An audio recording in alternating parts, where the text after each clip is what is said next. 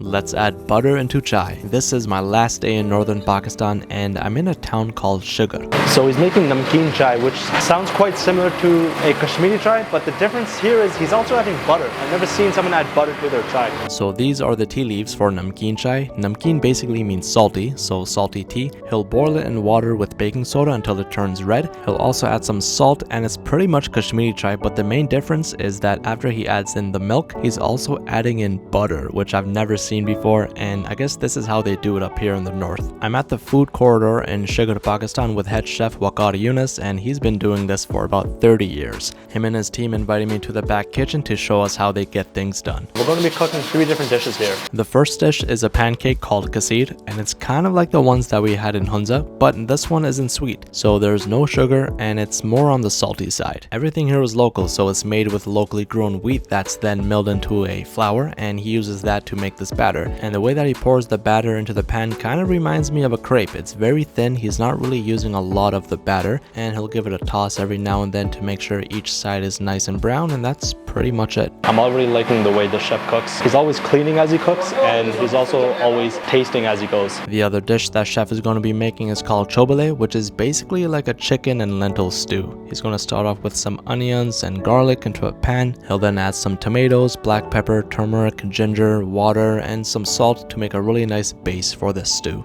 On the side, he already cooked the brown lentils and beans and chicken in another pressure cooker, so he'll add that to the stew base once it's done with a bit more water, let that reduce, taste for seasoning, and that's pretty much it. Just check out this spread. The one thing that I've noticed about northern Pakistani cuisine is that it's much simpler. There's not too much masala, and it's mainly about using local ingredients and just letting that be the star of the show. First up, let's try kaseer. Now this is similar to the ones we have in Hunza. Do you ever pour anything on, like you put honey? No?